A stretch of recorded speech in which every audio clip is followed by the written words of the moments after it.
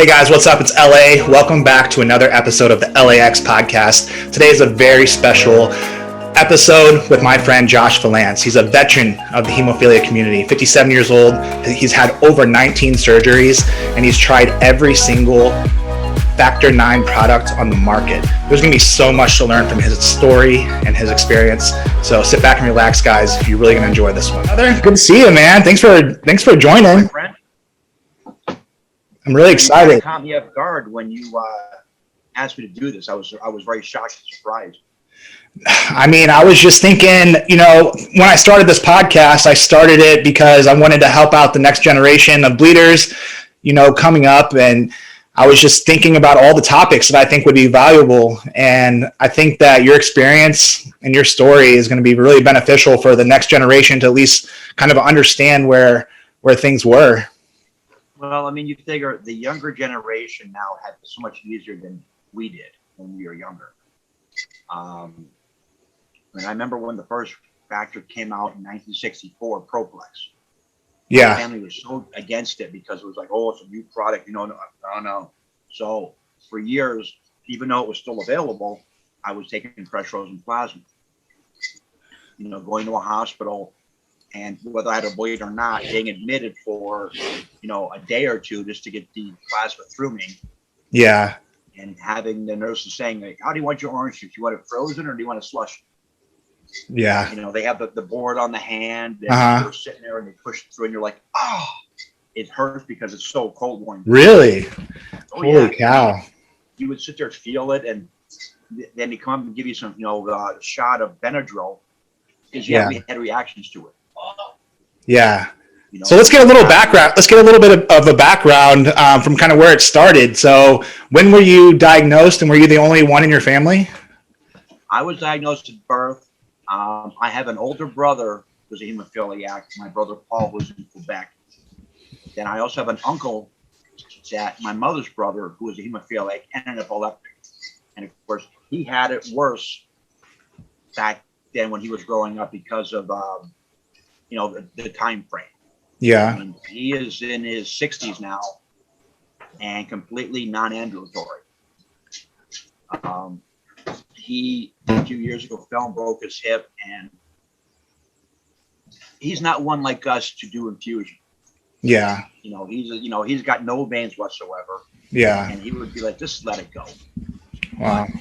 I mean, growing up with it was kind of difficult because having a family that came from Russia, that this is all new to them.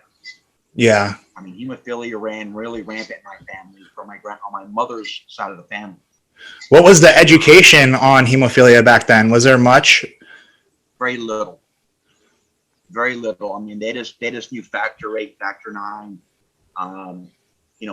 If you had inhibitors back then, I had when I was a kid, and I was stuck taking Factor VIII products.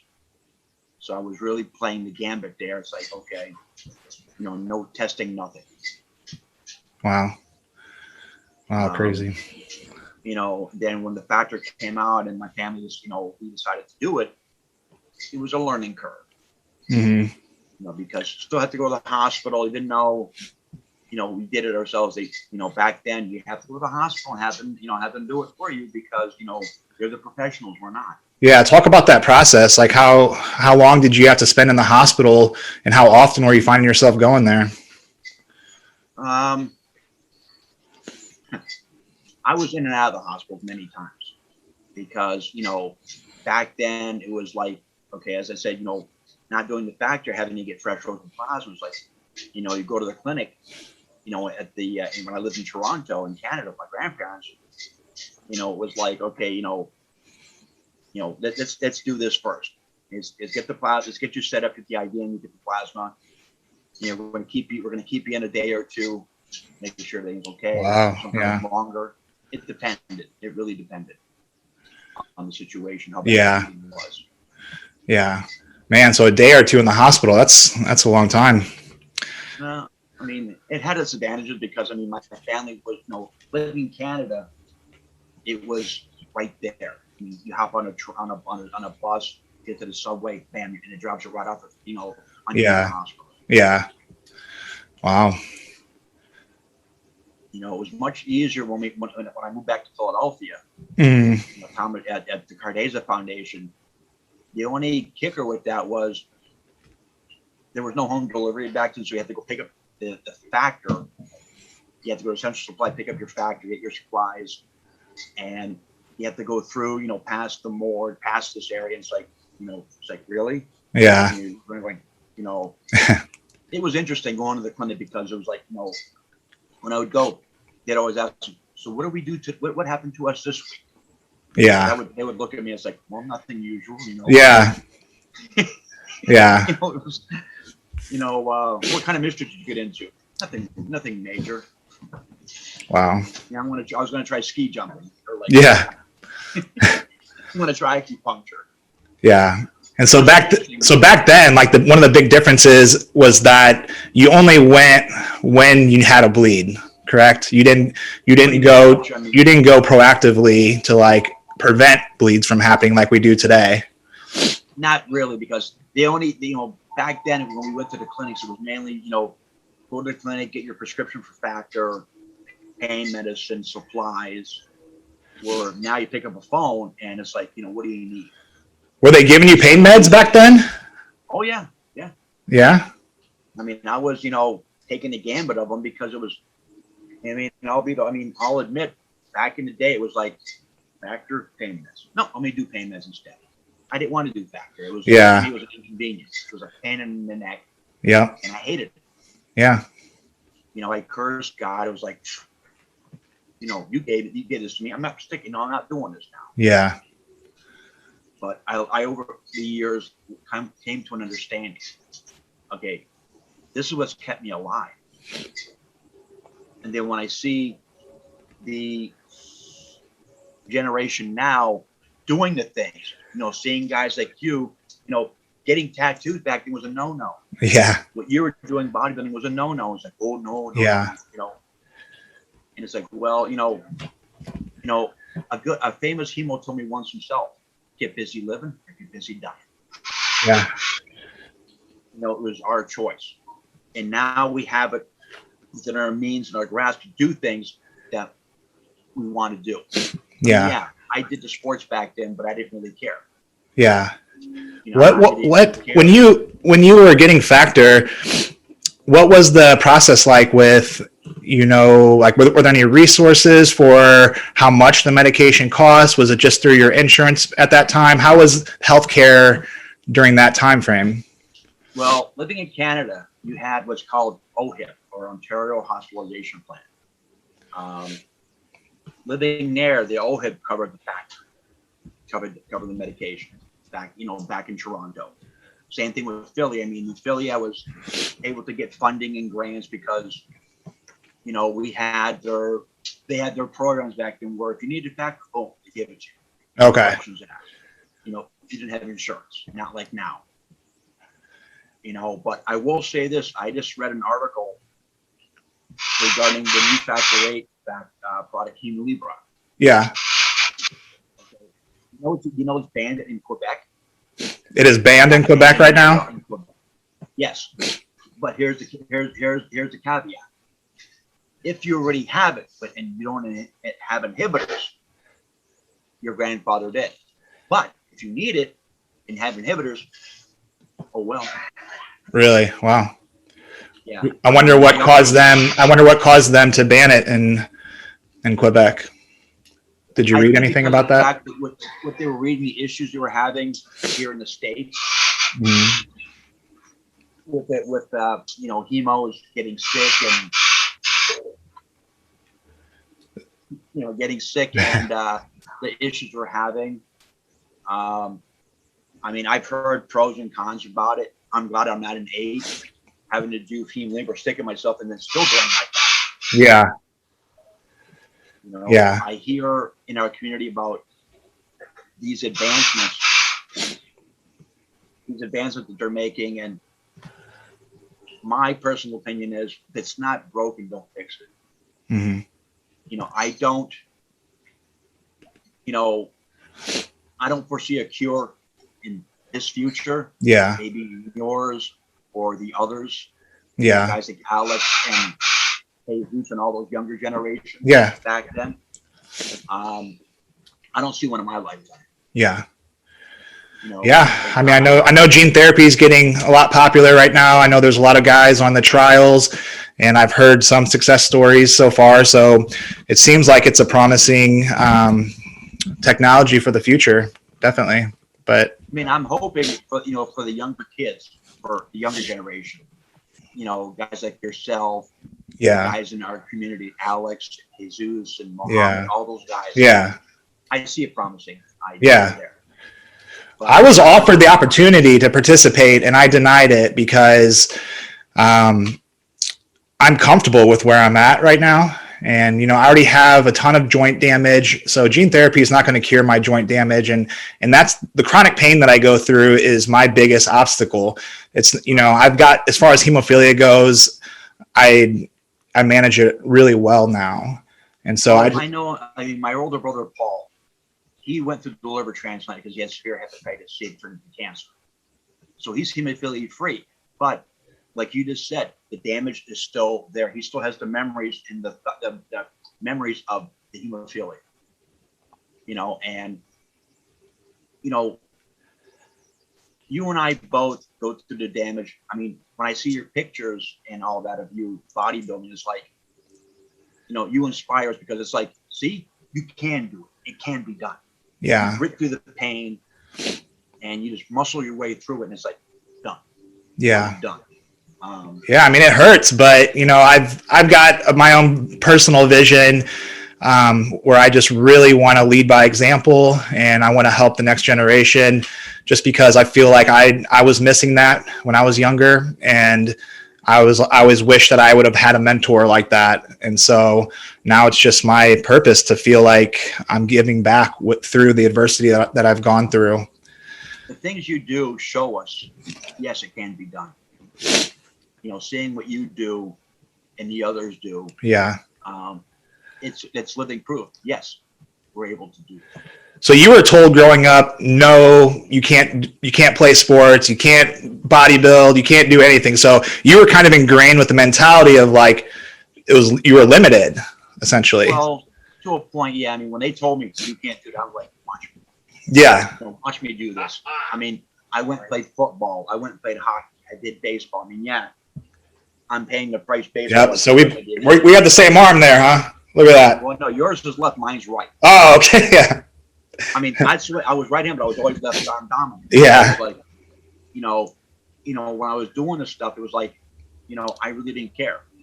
The fact that I was out there doing it, telling people, watch this, getting a ring for baseball, getting stuff for, getting awards in other sports. It was like, I says, yeah, you do it, yeah. tell me what I can and cannot do. Now it's like, you want to do this? Yeah. You want to go back into? Would you go back into sports? Not really. I did my time. Yeah. That's cool that you still challenge yourself to live a life of fulfillment. You did the things that you wanted to do. I have right now my focus is my wife Mary and my babies. My lizards. Yeah. They gave me the general purpose and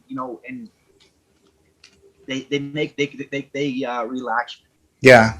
If I want to do sports, I just go to my PS4. There I go. Yeah, there you go, for sure. Turn on the system and be done with it and be like, okay, I don't have to infuse now. Then and get hurt. Yeah.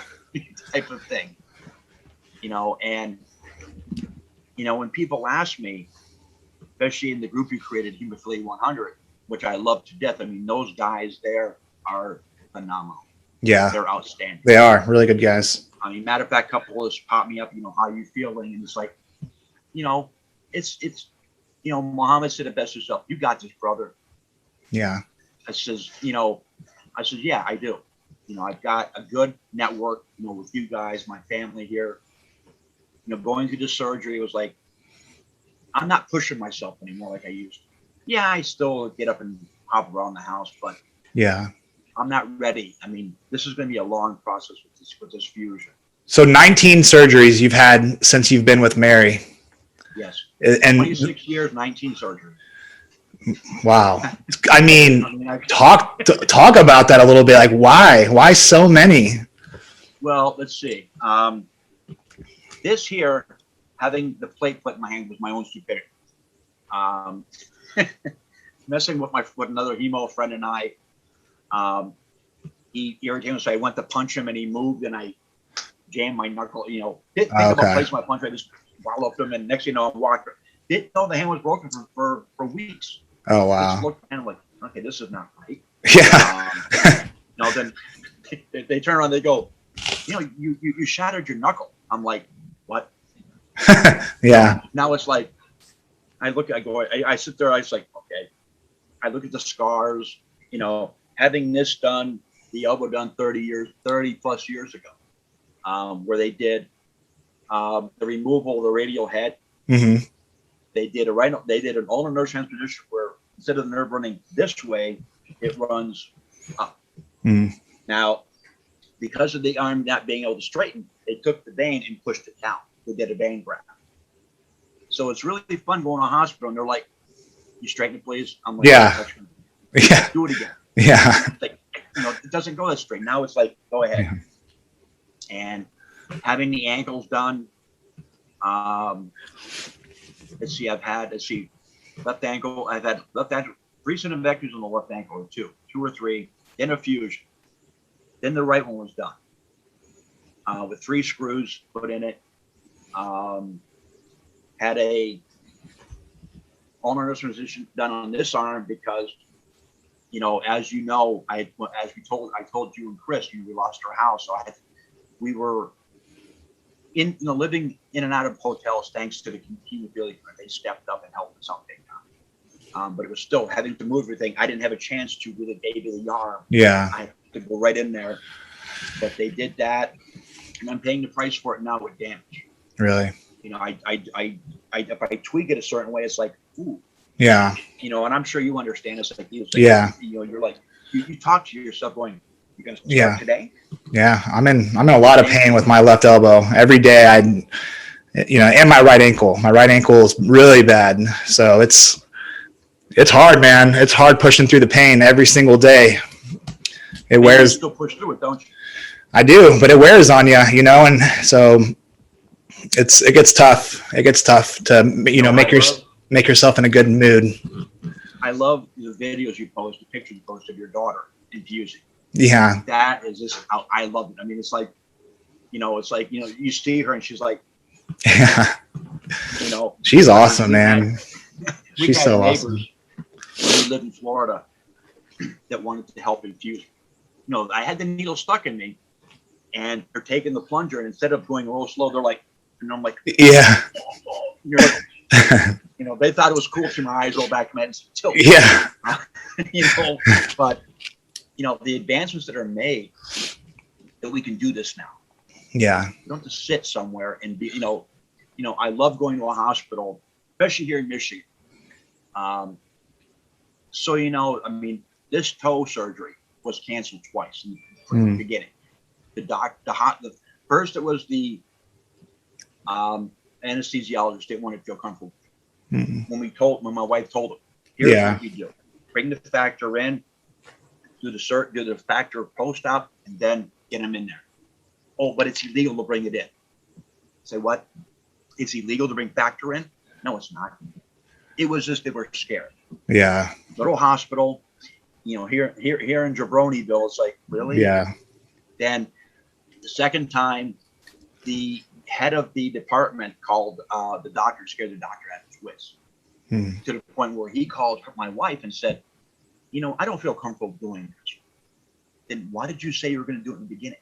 Yeah. Why would you tell me that? Yeah. I've had surgeries canceled in the past the day before. Well, our risk manager has stepped in and said, we can't do this. And why not? Oh, it's too costly. It's too costly. Wow. In 2010, hemophilia became the most expensive disease to treat next to cancer. We are the chosen few that are, our numbers are increasing thanks to, advancements. AIDS, HIV wiped out half our numbers. Yeah. Now look at us. We're thriving. We're out there. And, you know, when I met you and Chris and saw what you're doing, that's why I sent you that song. Yeah. By Michigan band Pop Evil, Be Legendary. Yeah, I put it in my playlist. I listened to it. When I was backstage, my last show, I was listening to it. So I appreciate you sending that to me. Well, I mean, it comes from the heart. I mean, it's like when I hear the song by Godsmack, When Legends Rise. Yeah. I think of you. Oh, really? You know, I mean, it's time for people like me who have done the sports to go, Mr. Aguayo, here's the torch. Yeah. Follow through. You know, I appreciate it, man. Your support has been amazing since I started this journey. And the thing is I really need it. You know, it's what really keeps me going. And if I didn't have that support, I think I would have lost that fire. So I think people underestimate it sometimes, but we need each other. You know, we need to uplift each other. We are brothers. Yeah. From, you know, it's like, you know, hemophilia has always been a family affair. What affects you affects the whole family. Yeah. Okay. So I'm sure when you're bleeding and not feeling well, I'm sure your kids feel it because you're like, yeah, you know, Dad, can we do this? And you're like, I don't know. Yeah, exactly. It's hard.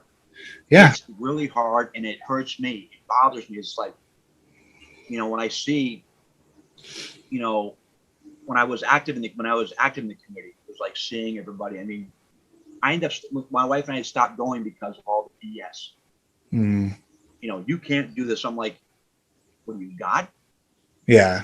You know, matter of fact, I had an issue. It's kind of amusing on one of the hemo sites where a guy was talking smack about me and running his mouth. And finally, I went to the moderator, the administrator. Says, this is not cool, man. I'm not going to tolerate this. Yeah. People are like, you know, this guy is jumping on the base. You know, I'm not here to prove anything. You know, step up. All right. If you want to, you know, sit there and do this, fine. Yeah. You know, I'll just do Dwayne Johnson and you go. Yeah.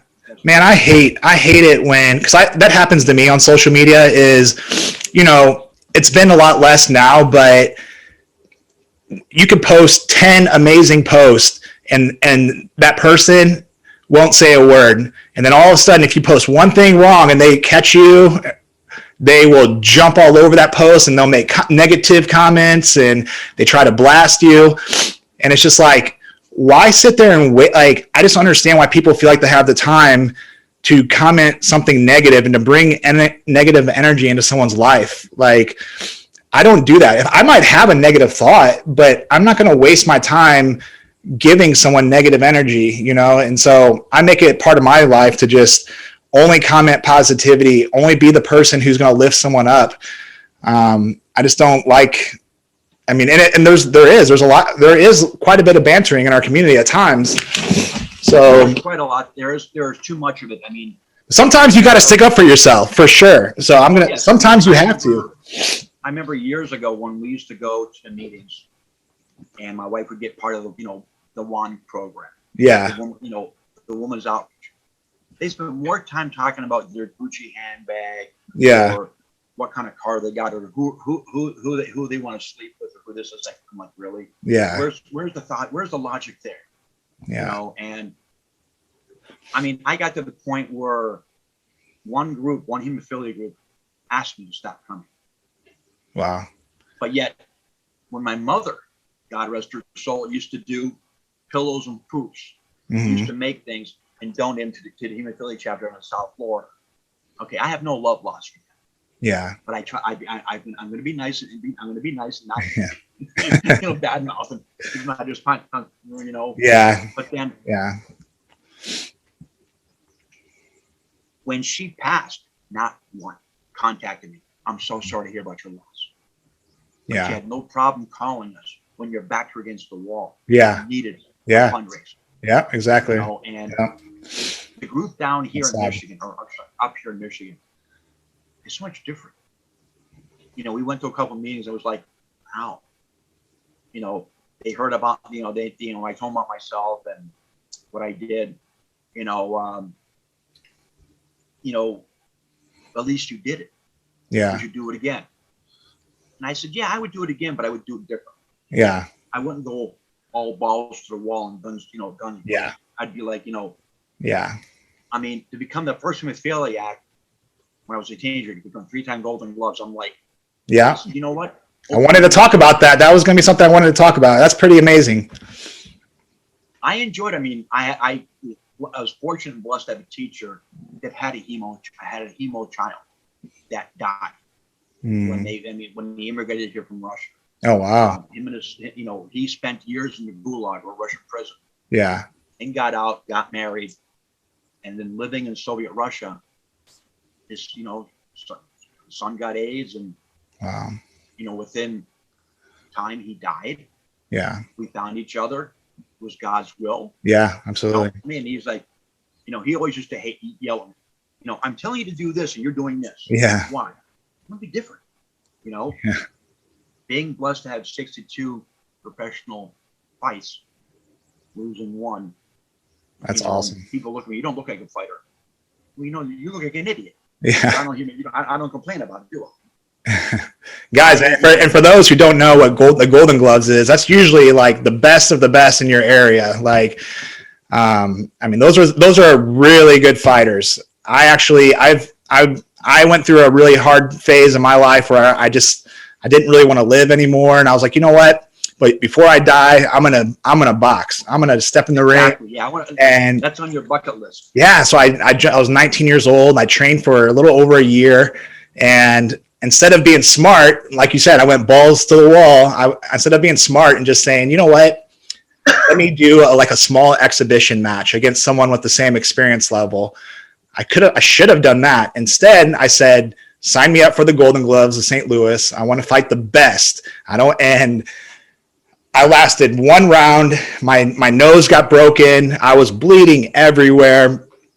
I never hit. My only claim to fame is I never hit the ground, but the ref stopped the fight because I was just bleeding out of my nose. And it's funny. I regret that decision. When I did it, it was back in the day where there was no weight divisions. Oh my gosh! You looked at the different number. If you were ranked here, you fought against this person here. Yeah. I would fight. I mean, my one fight I remember, and I remember this clearly because I just slapped my ass off. Yeah. My trainer's like, it was a female, and this was to see who was going to be number one versus number two.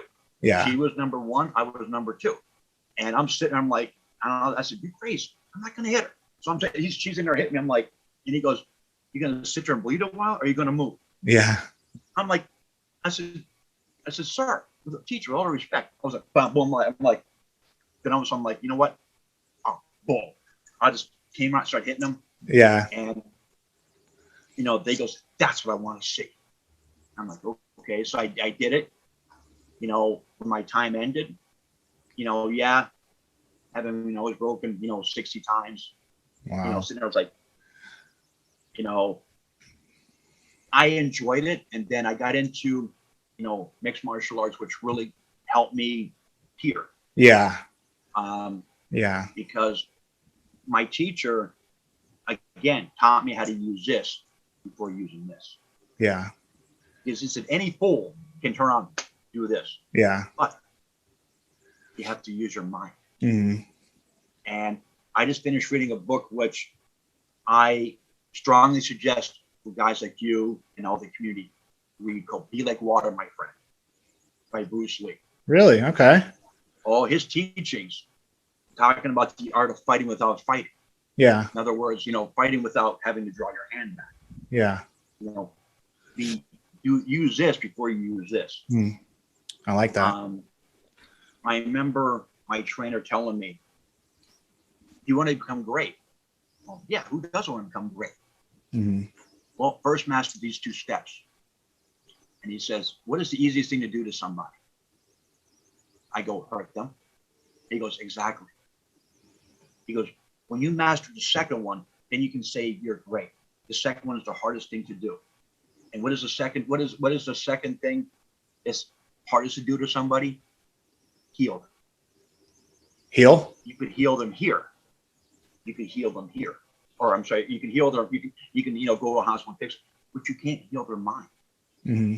The damage is already done. I mean, they, they look at themselves like, they see the damage that's been inflicted by that person. You're like, why? This could have been simply avoided. Yeah. Now it's like I look at things in such a different perspective now. Yeah. I don't want to. I mean, yeah, that old me is still here. Rile me up. It's gonna. Yeah. No, I get it. Like Stone Cold. I'm gonna open Yeah. the can. Yeah.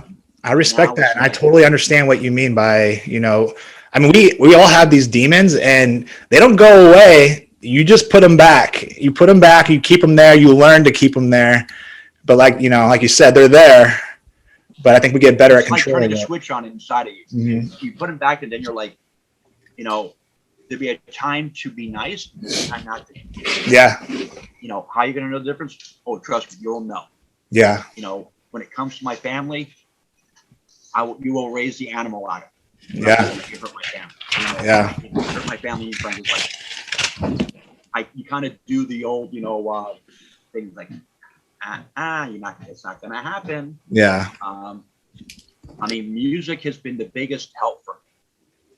Listening to various types of music. Yeah. Like, helps me relax. It's like, when do you listen to music?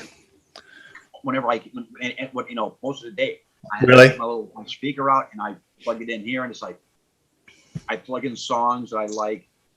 When I hear a certain song, I think of the community. Yeah. Okay? I mean, when I hear Pop Evil, I think of you and I think of Chris and the others. It's like, I think the one song that really hits hard for me is a song by Godsmack called "Under Your Scars." About PTSD and mental illness. Okay. And as you know, I think I told this to you, I was diagnosed 2 years ago with severe PTSD. Oh wow. And because of my mom. I mean, growing up with a parent that, moved heaven and earth for you, hemophilia, but then going on a drunken range start beating you. It's like, Mary and I were talking about, it's like, why would they do this? Why would you go from being, advocating to this? Yeah. Inflicting pain. I guess growing up in South Philly in Jersey, it was like, that's where my wife and I, we differ. She's from the Cleaver family. I'm from the Archie Bunker side of the tracks, but I've learned to look at things differently now, from different perspective. Someone irritation is like, whatever. Yeah. If I offended you, oh, I'm sorry. My opinion offended you. Wait, really tell you what's on my mind. So give us younger blood brothers some relationship advice. How do we keep a good relationship? What's the secret? Open ears and closed mouth, number one. Okay. Listen. Okay. For the younger groups out there, I mean, I'm not including Chris because Chris has got enough gray hair. He's got enough stress to deal with. So yeah, he's already lost all of his hair. Yeah. Communication is the most important thing. I am one to bottle things up. Yeah. But I'm slowly learning how to say, hey, you're really pissing me off. Back off. Yeah. Communication is vital for you guys. Let your spouse or your partner become active with your hemophilia. Okay. I'm so thankful to have Mary with me. Yeah. My quote unquote pit bull. Yeah. Because it's like, 26 years with me. I mean, a month after we were dating, she infused me for the first time. Wow. Just watch me. She goes, oh, okay.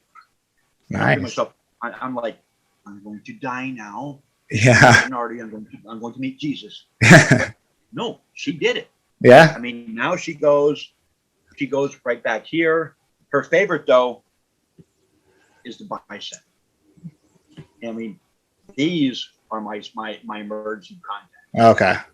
When she and I met, I mean, when I see you, it's like, I'm like, oh, yes, nice. I see you doing this. But I mean, my veins, when she and I first met, were blacker than tar. Oh, yeah. Matter of fact, like your shirt. I'm confusing myself. And, My other advice to the hemos is prophylaxis. Now, mind you, well, I'm glad she's not here. She can be the biggest hypocrite. Yeah. It's important to do your prophy. Yeah. I mean, I've gotten better at it since we moved down here, and you know, my brother and sister-in-law are like, did you infuse today? Yeah. And they're like, Yeah. I've been busy doing what? Yeah. I'll think of something. Yeah. I was busy reading this pill box here. I wanted to read the ingredients. Yeah. You know. Yeah. I know how that is. You know, but listening, communicating, yeah, and being there. Yeah, and getting her involved in your life and your hemophilia. That's good. I mean, I told her, when we first started dating, I got hemophilia. I'm not going to be able to work, etc. Her words to me were, okay, and so, so for years she was always a breadwinner. Yeah. Doing things, and then when I finally said Social Security, was like, I'm done. Yeah. I worked in the past, which was, I worked my favorite job when I was younger. I worked in a morgue. Oh, okay. That was fun. Oh, wow. Because it opened my eyes. Yeah. To see in many cases of death. Wow. But yeah, it was like, you hear things. It's like, you're like, what's that? It's just Charlie back there. He's still talking. But I ended up getting a job as security while we were married, and I loved it. Yeah. Until the end, where I had a nonstop 10-hour walking post back and forth, which did a lot of damage to my foot. Okay. So as far as work now, like, do you feel like your body is in a position where you just can't work anymore? Like, I can't work at all now. Not since having this ankle done. Yeah. I mean, several years ago, I had torn my right quad off the bone. And instead of going to the hemophilia community, I went outside and had them fix it, or jerry rig it, so to speak. Or now it's like I tweak it a certain way. It's like, ooh, it lets me know. So you're on disability then? Yeah. Can I ask you how that process was? Because I know a lot of people in our community, they want to know if we can get accepted for disability and what's that like? Because I hear a lot of people get denied. I was denied 3 times. The third time, I ended up going through a group here, which I strongly urge all of the hemos to do. It's called Access. They're through the hemophilia clinic. That's all they do. So SSI and SSDI claims. Okay. What's that resource? What did you say? It's called Access. ACCESS. Okay. I forget. I think they're out of Tampa. But the attorney I spoke to, Terry Stolitovich, he was phenomenal. I mean, they pushed and grinded and got the information they needed. Where, other attorneys are like, well, we're looking at this and we don't know. Yeah. Are you even looking at the paperwork from my records years ago? Yeah. It is a long process, but it is worth it. Okay. There was many times in my life where I was scared. I was scared that I could no longer work. I couldn't hardly get out of bed for months. And I tried to file for disability and I couldn't, I got denied. And then I found motivation to keep on fighting and pushing myself. So it's definitely something that's on my mind because I don't know how much longer my body has to keep on fighting and pushing, and I'm scared. I live scared. You know what, Louise? There's nothing wrong with being afraid. I mean, I was afraid for the longest time. I mean, I was told many years ago I would never see 21. Yeah. Back in the day, it was, and here I am now, 57 years old, going, told you so. Yeah. With things the way things have changed over the years, again, I can't reiterate it. You guys have it easier. Mm-hmm. Yeah. I look at myself as like, I think of myself as like, I shake my going. I look up to the sky going, yeah, I'm still here. Yeah. I'm still kicking. Yeah. But I really strongly urge you guys to contact Access. Okay. And get them, have them help you with your claims. I mean, if, even though you're in St. Louis, they may find you an attorney.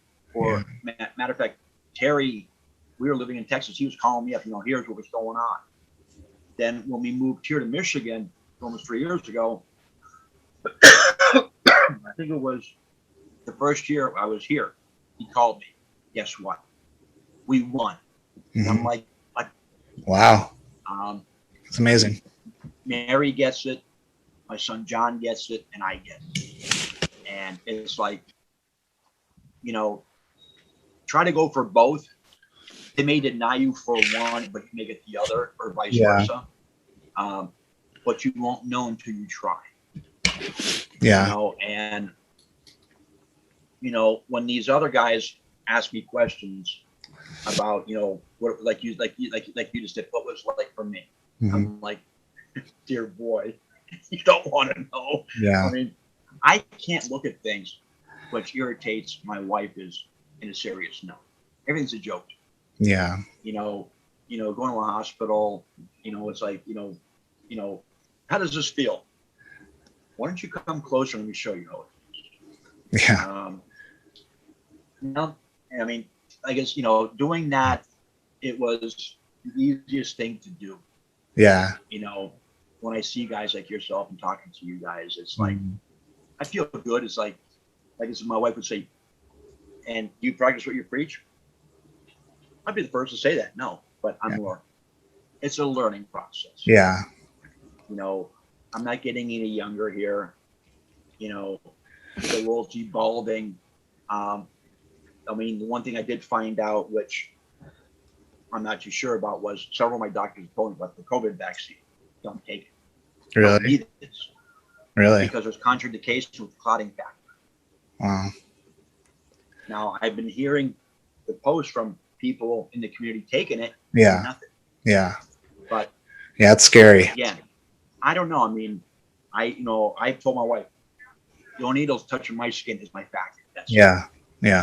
I've had enough. Yeah. Yeah. I get it. Do I see a change coming? I mean, I just read an article that Biden wants to lift the mandate for masks.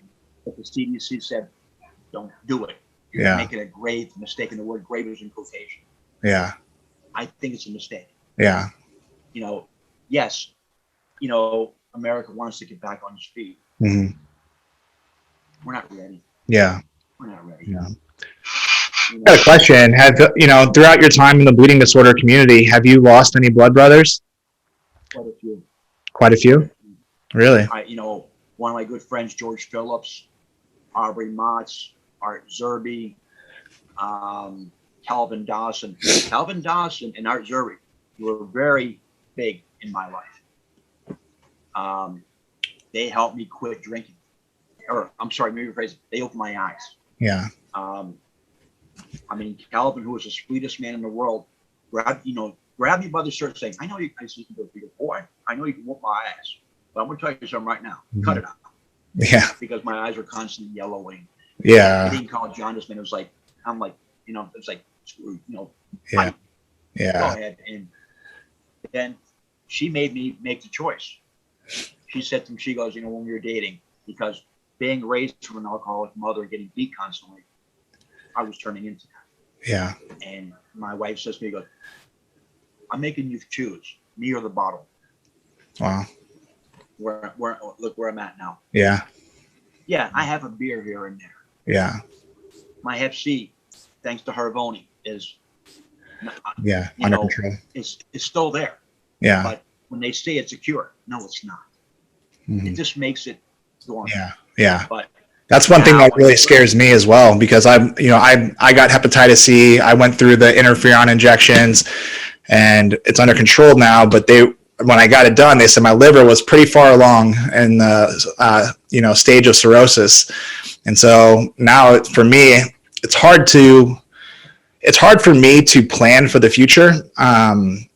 Like I said, I live very scared. I live almost like I don't think that I'm going to live that long.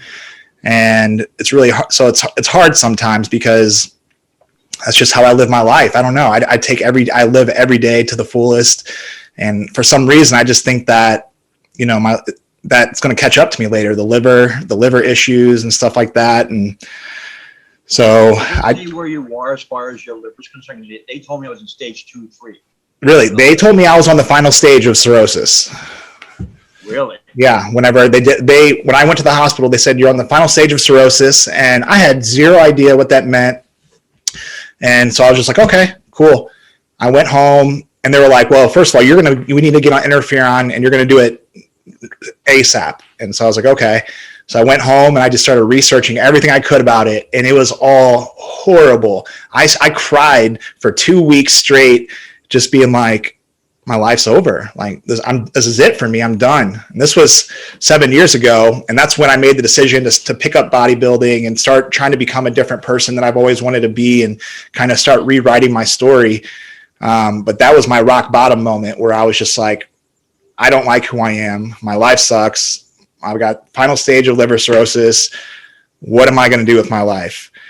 And now you said you were on the Pegasus. Was it the shots or the pills or the shots? It was the shots. I did an injection. I forgot if it was my stomach. I forgot where it was. Maybe my stomach. But yeah, it was once a week shots. I did the Pegasus program when Mary and I were first, in the beginning before John. I think John wasn't even born yet.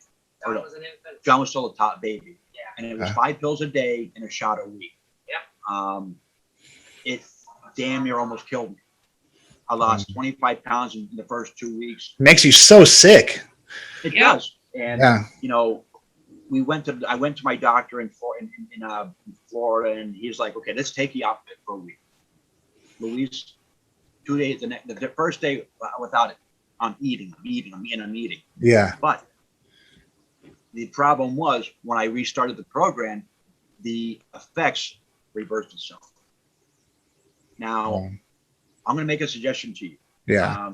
You get your liver, you get checked and all that for your FC? I haven't checked on it since they told me that day that it was out of my system now, that that I was clear.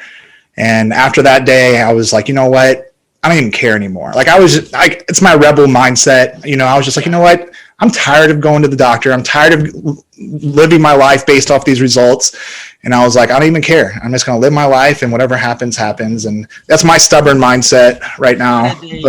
How did they determine what stage you were? I mean, what kind of tests did they do to check where your liver's? Like a liver biopsy. They did that's good. Okay. Yeah. They did mine transjugular. Ooh, they were afraid to go to the liver so they went here. Yeah. They said, you're in stage 2, 3. Uh-huh. I'm like, all right, so be it. Wasn't having any problems. And then when my doctor mentioned Harvoni, I took that. I did I think it was 8 or 12 weeks of the pills, and it helped me. Yeah. And I mean, the thing is, do not ever think the Hep C is totally gone from me. It's still there. I feel, even now, I mean, I know what I'm putting my body through with all the medication I'm taking. Yeah. Pain pills and high blood pressure pills. I mean, your liver's a garbage can. Yeah. Come on. Yeah. But it's like, I find myself talking. I mean, in the beginning was, Bill Cosby once said, we have a little man in us. And I would feel it. When I was out partying, I'd be like, oh, God.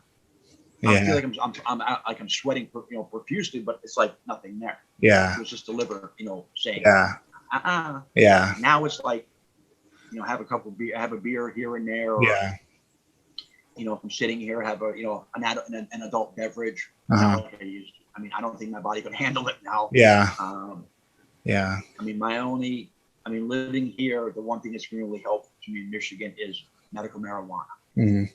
Yeah, I was going to ask you, that was one of my questions was, you've obviously dealt with a lot of pain, and a lot of the guys growing up today, some of them are going through quite a bit of pain too. Some of them are still getting bleeds.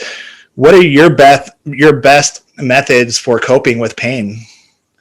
Well, if I don't want to take pain pills, I get my little bowl out, take of the recreational, which is either a lot of guys are doing that. Yeah.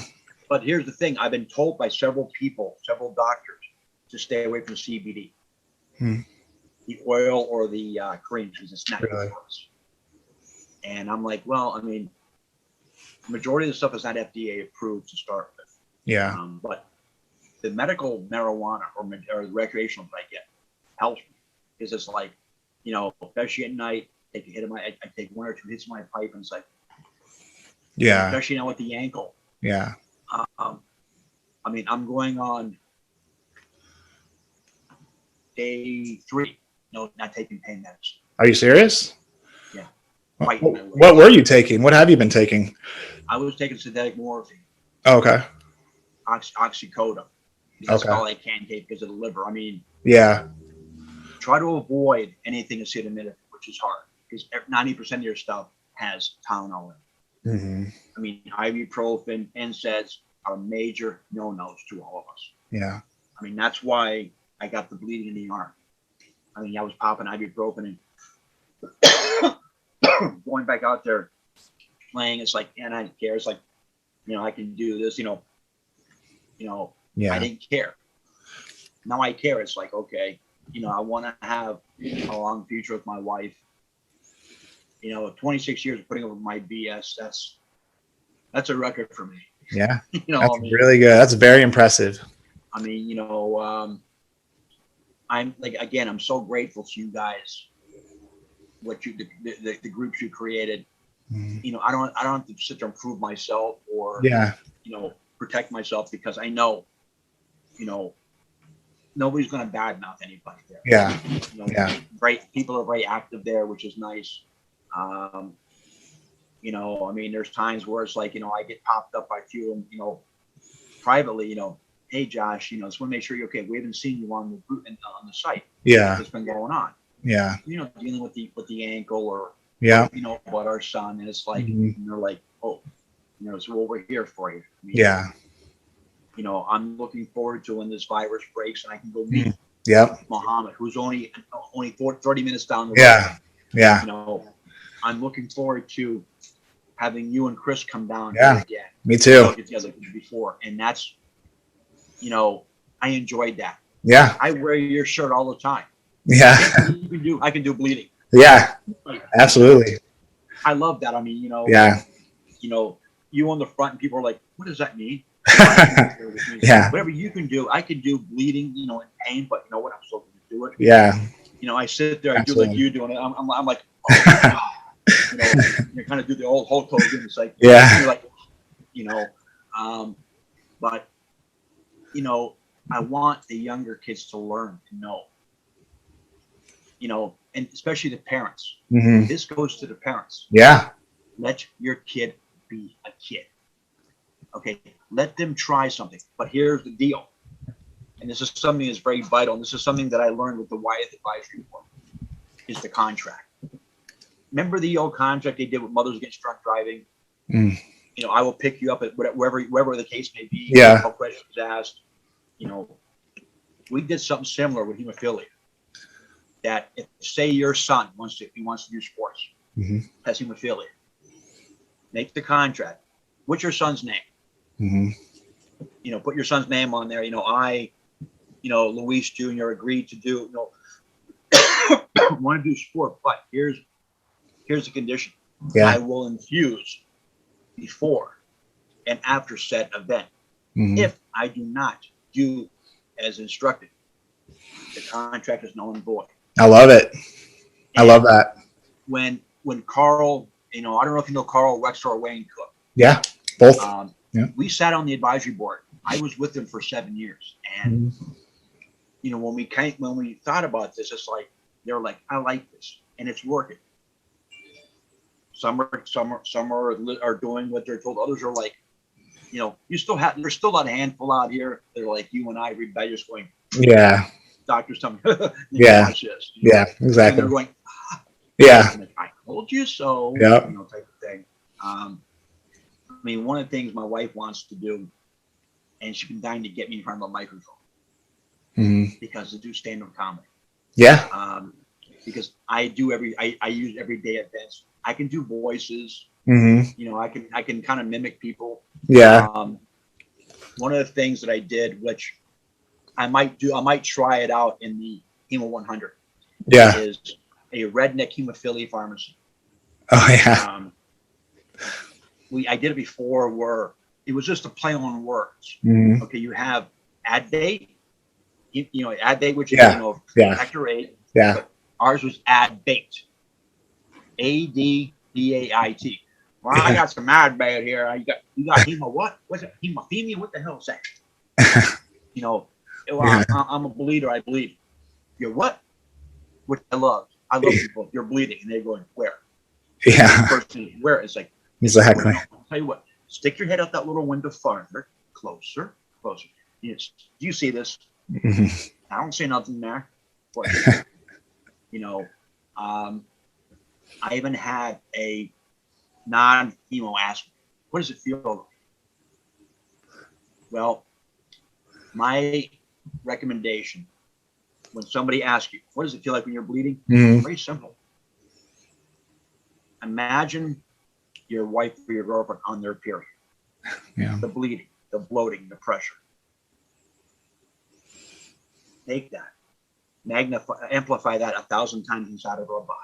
Mm-hmm. That's what it feels like. Yeah. And they're like, wow. Just because you see the points out here. It hurts, man. It hurts. It don't mean squat. I mean, especially the beginning of it, when you feel that numbness, it's like, you're like. And then when it's just pulsating and throbbing all night long and you just can't sleep because it's just constant pain. You're sitting there, you're trying to do everything you can to get going. You're like, yeah. That's fine with the ankle. I mean, not being able to sleep properly because I can't, it's like I take a pain pill. You only good for a couple hours in your system. You're like, yeah. Then you're like, you sit there and like, ah. I mean, now it's not as bad. Like it's my third night without it. Yeah. It's just right now, what I hate most is having the cast on, which I get taken off tomorrow, and it's like in the itchiness. Mm-hmm. You're sitting there like trying to find something to stick in the cast. I mean, when I had my ankles done, I used to take coat hangers and she'd be like, she'd give it to me. I'm like, because she was afraid I was going to reach grab my staples. Yeah. We as hemophiliacs, we are our own worst patients. Yeah. We don't, doctors, are you doing rest ice compression? Yeah. Yeah. Right. You're looking at going, what? You're like, well, I'm doing the elevation, the resting and keeping it up. Yeah. I was never one to use ice. Yeah. But keeping it up, yeah. I mean, okay, how are you going to protect your arm? You're gonna walk around doing it. People going, yeah, what's wrong with you? Type of thing. By the way, I got to tell you before I forget, I'm so sorry about your Kansas City Chiefs. I'm so sorry. Oh man, that was a sad day. That was sad. But see, got to bring up back thought on this. Tom Brady becoming the GOAT. You gotta be excited and happy for him. That was pretty nice. I mean, that's pretty amazing. It was nice. But you want to make him the GOAT? Send his ass here to Detroit. We need a quarterback. Yeah, let's see what you can do with that. I mean, I was glad to see. I was rooting for Mahomes, but he wasn't himself. Yeah. Brady was just too good. Yeah, that team. They had a lot of positive momentum going into that game, and they rode that hard. I mean, Tampa Bay is a decent team. I mean, I'll stick to my hockey. Yeah. I'll stick to my soap opera called wrestling. It's like, I mean, I've taken my games. I've immortalized guys like you, like Chris, other people in the game, the community. I put them in my game. I mean, right now, me and Chris. You and Chris are the tag team champions. I have to have the bigger prize here. I got to have the bigger trophy. But, but I enjoyed. I mean, it's like that's funny. It's I know that's not. I know it's a game. So it's like, okay, So I hit you in the head with a chair. He's if he dies, in the words of Ivan Drago, if he dies, he dies. He dies. Exactly. But we have to look out for each other. We have each other. Yeah. And again, your last question about what do you have advice for us? Yeah. Relationships. Yeah. This is important. Yeah. Do this more. Yeah. You know, I mean, when you, what was her name, Kara? Yeah. Your girlfriend? Yeah. My ex-girlfriend. Yeah. Yeah. Oh my God, no. What a waste. Well, you know, you're young. You're a young buck still. Yeah. She broke up with me, man. So. You want, you know, for a small fee, I can go have a talk with her, you know, send my boys over there and have a chat with her. I need to come out of retirement anyway. Yeah. But I've been watching your other podcasts on Yeah. YouTube. Yeah. What you're doing, Luis, is phenomenal. Well, thank you, man. I really appreciate it. And I'm so glad that you took some time out of your day to join this podcast today. I mean, we're right at an hour. And that's where I like to keep my podcast. So, man, thank you so much. I think you offered so much wisdom and advice, and I really think people are going to enjoy this episode. This, to me, was epic. Yeah. A veteran and a legend. I thoroughly enjoyed it. It was awesome. You said a lot of really helpful things, and I think there's going to be so much to take away. Just remember, I am the legend killer. I'm just messing. I remember. I really hope that we can get together someday. Yeah, we will. Once COVID's done, we'll get back together. I don't think it's going to go down, but I think things are somewhat relaxing. I don't know how bad it is over where you are, but here, the numbers have tripled. Yeah. Here. Yeah. But any advice I have, you know, please, I want to share it. All right. Yeah. And I'm going to put your Instagram handle. So if anybody wants to follow up with you, then they can reach out to you and contact you through Instagram or How whatever. many people have been watching your podcast on YouTube? Yeah. You know, I've been getting an average of like 120 views or so per episode so far. But the amazing thing that I've seen so far is that every episode I posted, I've had somebody message me. One person messaged me and said, you know, I clicked on there not thinking anything of it, and within 10 minutes I was crying. Like, because everyone's story resonates with someone different. You know, my story is going to resonate with a certain amount of people, but then someone else's story is going to hit home with someone else. And I've been getting those messages, and that's what makes this worth it for me, is that people are really, you know, seeing the value and they're connecting with people. Because they need to see that, you know, we're out there. We're not, you know, we're no longer numbers. We exist. We're not statistics. Yeah. That, you know, guys like myself, the Carl Wexler, the Wayne Cooks, the older generation, we want to be there. Yeah. For the next generation. And I mean, I get messages a lot, you know, hey Josh, you know, I know you like to watch TV. What do you suggest? You know, it's like, or what game do you play? Or, yeah. I mean, I'm constantly messaging Chris on the game, but I forget that he's got kids that play. He never sees the message until then he's like, oh, dude, you know, my kids never told me you message. I'm like, yeah. I go, do you know what a gun is? But this to me, I was very humble and honored when you asked me. Yeah. And I want to be able to help you, you know, take whatever I get, you know, knowledge from this, you know, next Wednesday. Well, you know, brother, this is our playbook. And like, you know, when you and I are both dead and gone, the next generation, this is going to stay on YouTube. And when people type in hemophilia and they see these videos, they're going to have an opportunity to hear our stories. And I think that's important. We want our legacy. We want legacies to carry on. Yeah. It's all about being, you know, having a legacy and, you know, sharing information that I have to give to you, or the Alice Francis or the Mohammeds or whoever out there. Yeah. And, you know, I mean, there's some things I don't agree with, but it's like, you know what? Mm-hmm. That's your choice. If that's your opinion, fine. You know, I admire that. I value it, you know. Yeah. Am I going to do it? I don't know. I mean, talk about gene therapy. Not for me. Yeah. Not for me. You know, I've had hemophilia 57 years. Yeah. It's going to go with me to the grave, just like you. Yep. You know, and you, my friend, keep being legendary. Keep Thank you, brother. flexing those arms. Thank you, brother. And love the new art. I love the new artwork, by the way. Oh yeah, I've got all this new artwork here. So I'm gonna get mine here. I'm gonna get a cross. I'm gonna have it enlarged. yeah, I've got all these up here, and got the one on my neck now. So it's. Did that hurt? No. You know us. We can handle pain, bro. No big deal. No, that's a cross, right? It's a cross that says faith. Yeah, it says faith in it. Oh, okay. Yeah. And my daughter's middle name is Faith, so I liked it. You gonna get it here done too? No. Nothing here. No. I mean, my younger brother, who lives over in Florida, just got my mother's tattoo right here. Okay. In her memory. Yeah. I'd like to do the same thing down the road, but yeah. Like I don't know. I'll stick to here.